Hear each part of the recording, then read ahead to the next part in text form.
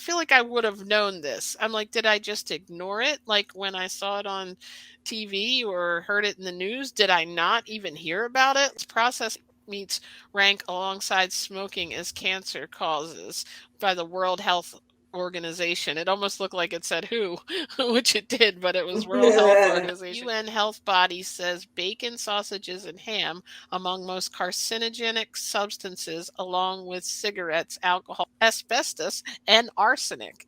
So, the World Health Organization has classified processed meat, including ham, bacon, salami, and frankfurts, also known as hot dogs, as a group 1 carcinogen known to cause cancer, which means that there's strong evidence that processed meat cause cancer. Eating processed meat increases your risk of bowel and stomach cancer. Red processed Hence meat, the smoking thumbnail. and eating meat, are they the same? So I guess we've answered that question. Yeah, they are.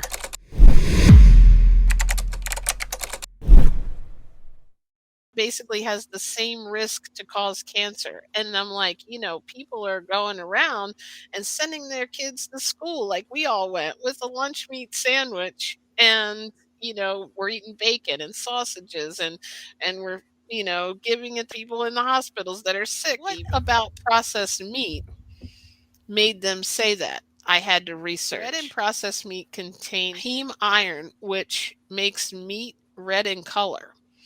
When heme is broken down in the gut, it forms N-nitroso compounds. These can damage the cells lining the bowel, which can lead to cancer. Milk and other dairy products are the top source of saturated fat in the American diet, contributing to heart disease, type 2 diabetes, That's what you were just talking about. and Alzheimer's disease.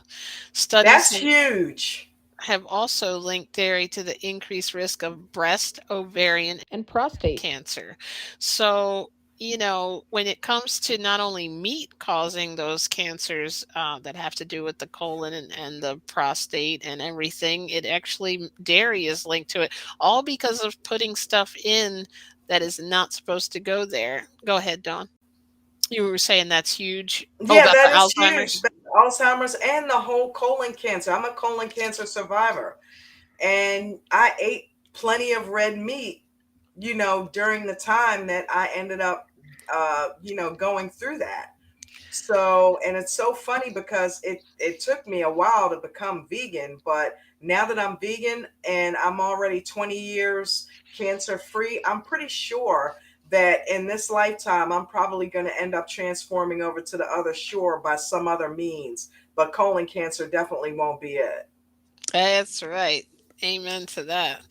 And the more you put good stuff in your body, the more you're getting rid of all that. Like I said, people in within a couple of weeks of eating this way, these studies are starting to show that you're starting to really like eliminate the symptoms and starting to reverse the actual chronic illness. Like people Yeah. are, the type 2 diabetes, people are starting to lower their medication, eventually going off of it. There's Mhm. plenty of studies of people who have reversed heart disease.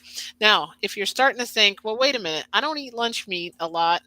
Chicken may be as bad as steak when it comes to cholesterol. A new study published in the American Journal of Clinical Nutrition by scientists at Children's Hospital Oakland Research Institute found there's no statistical difference between red and white meat raising low density lipoprotein, which is the LDL cholesterol. So, like, I always thought, oh wow, I'm eating chicken on my salad. I'm reducing my red meat, so I'm doing a lot of good. I think people make the mistake of also thinking chicken or turkey sandwich is better than a steak when it comes to like blood pressure and everything. This is from 2019, like 3 years ago, but they're finding that chicken, because of also a bunch of like weird That's the year stuff you that they're went doing to vegan. chickens. Right. And that's not even why.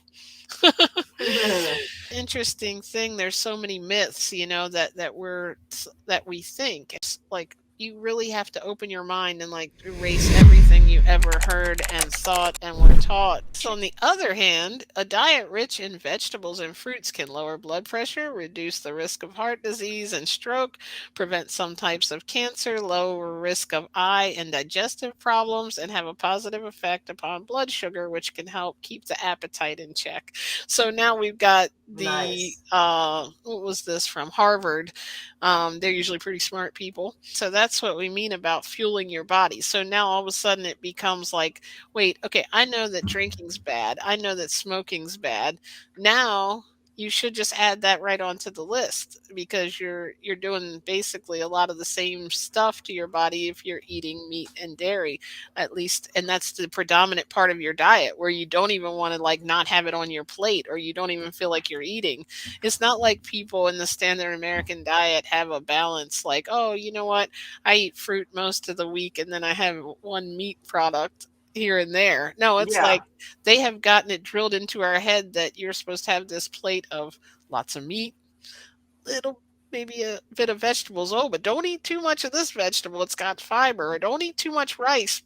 You Meat and know, potatoes. the healthiest countries in the world in this study they did actually their dominant part of their diet is rice.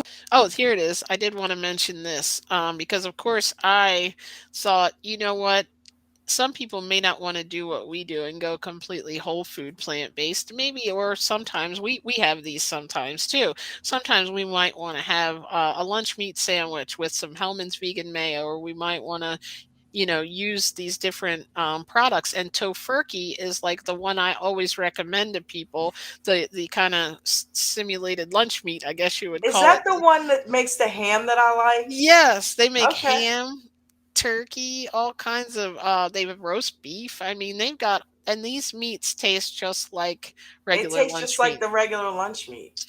And they are actually committed to never using GMOs, hexane extracted soy products, soy protein isolates, nitrates, which are what we just found is what is added in the meat, artificial colors or flavors, high fructose corn syrup, or partially hydrogenated, which I don't even know what that means anything, but I guess it's not good. So even if some people will try to say, well, you know, if you start eating vegan processed meat, it's just as bad. It does have a lot of sodium, and I don't recommend eating those products. But please know that they're there if you are having family over for a cookout and they traditionally eat meat, or you're having trouble transitioning and you need this comfort meal, or you just want to have, you know, I think And you'll there. notice too, when we used to do these streams, we pushed that stuff a lot.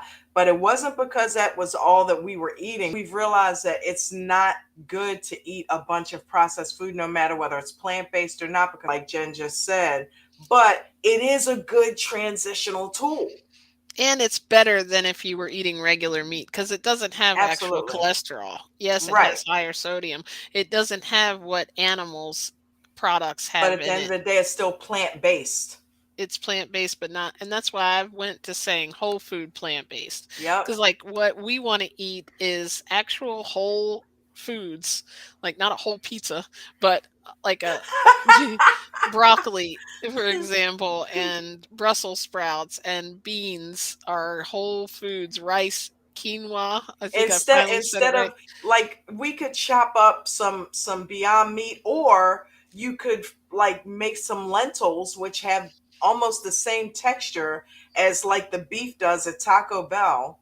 Put some taco seasoning in there, a little bit of salt and pepper, and throw it in a taco shell. Throw some lettuce, tomato, and onion or whatever you want on there, and you're eating a taco that tastes just like Taco Bell, and it's beans, and it's not beans out of a can. It's beans that you went and cooked, and that's what they mean by whole food. Now the only thing that's processed there is the tortilla wrap, But even but those other you than can get that, organic good ones too if yeah, you want, you know, or you can make your own. Some people make their own. I mean, but that's truly plant-based eating. and if you're somebody that likes Whole like food eating. taco salad, you can just throw it on top of a salad and like have it, you know. And there's that you just made me really hungry because let's just You tell can them make that's some nice what we're nice having tonight. nachos, Jen. Yes. With Nachos. the beans on top, right? Yeah, man. That's what we did. I think we did a stream on that, or we were going to that. If you take, for example, And any are corn kind of chips beans. vegan? Like Tostitos? Oh yeah, It's on.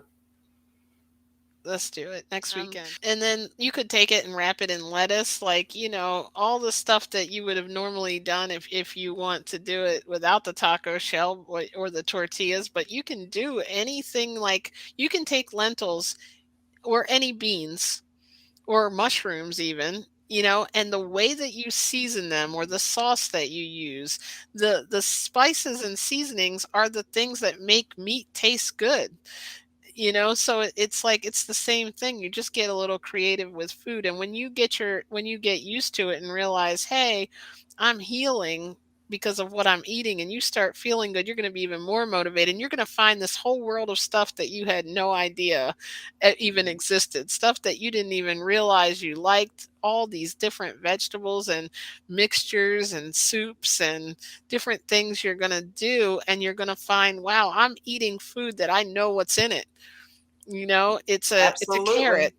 and I'm making it into something that tastes really good. And like it will get you motivated the better you feel. That's what happened to me. Like I got so enamored by the whole thing. Look, I'm even now 4 years later on here talking about it, whether I'm hungry, whether I work two jobs and don't feel like coming on. It's that important and that passionate. That is amazing, honey. I'm so proud of you. I'm proud of you because it's been a long I feel time now good. that you've been off the mucus. I mean, the cheese. You've been No off the pizza for secretion. me. I went vegan, Yes. completely vegan in 2020. No, I went, let's Arian. say vegetarian, yeah, in 2020. And then I went completely vegan in August of 22. That's impressive. Sweet. It's like it's not sometimes it's not a race how we can get there. It took me Mm-hmm. 42 years hearing different things, trying tofu, which is really good too. Over time, I'd eat it sometimes, but I didn't realize even I was just eating it because I liked it and I was intrigued by it. And like I realized that's the same thing. You can season that up just like barbecue chicken or whatever you normally eat. Yes, is it different? It's different in the sense that you're learning something new. Your mind has to get around something new. When you Right. change anything in your life, when you change your diet, but you have to embrace it and you have to like get excited about it. Really thankful for everybody that comes on and listens to this, whether you are whole food plant based or not. It's really like it means a lot that you're at least opening your mind. Thank you for watching. Please subscribe to my channel.